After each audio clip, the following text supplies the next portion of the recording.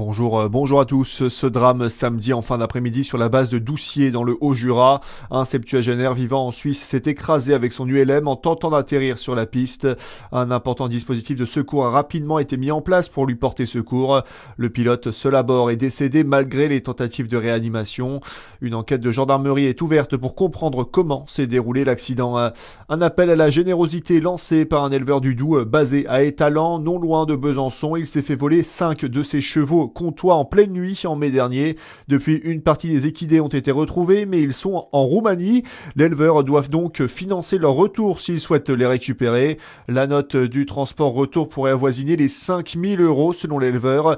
Une cagnotte a donc été ouverte sur la plateforme onparticipe.fr.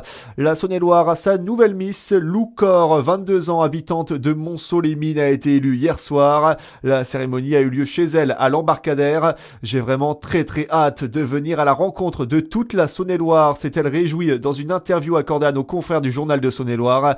Elle représentera le département lors de l'élection de Miss Bourgogne 2026 prévue à Autun en mai prochain. Dans le reste de l'actualité également, c'est parti pour la bataille budgétaire. Le projet de loi de finances arrive à l'Assemblée nationale aujourd'hui. Les députés de la commission des finances vont examiner la partie recettes jusqu'à mercredi soir. Plus de 1800 amendements ont été déposés depuis la présentation de la première copie budgétaire par Sébastien Lecornu. Des bijoux d'une valeur patrimoniale inestimable volés au musée du Louvre hier matin. Des malfaiteurs se sont introduits dans la galerie Apollon grâce à une nacelle en découpant à la disqueuse une fenêtre du musée, puis ils ont pris la fuite. Une opération qui n'a duré que quelques minutes et qui pose la question de la sécurité dans les musées. Il faut les adapter aux nouvelles formes de criminalité, a estimé la ministre de la Culture Rachida Dati sur TF1. Le sujet des musées et la vulnérabilité des musées est un sujet ancien. Pendant 40 ans, on ne s'est pas intéressé à la sécurisation de ces grands musées. Et d'ailleurs, la présidente du musée du Louvre, il y a 2 ans, avait saisi le préfet de police pour un audit de sécurité. Pourquoi ? Parce qu'il faut adapter ces musées aux nouvelles formes de criminalité. Aujourd'hui, c'est devenu une criminalité organisée. Ce sont des professionnels. Ils ne s'attaquent à personne. Ils rentrent très tranquillement. En 4 minutes, ils détruisent des vitrines, ils prennent leur butin et ils s'en vont.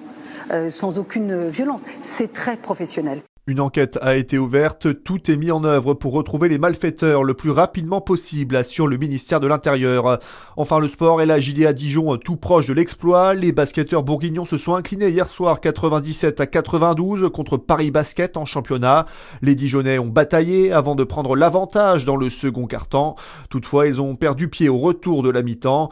La JDA Dijon est 13e de Betclic Elite. Voilà pour l'actualité. À suivre votre météo sur Fréquence Plus.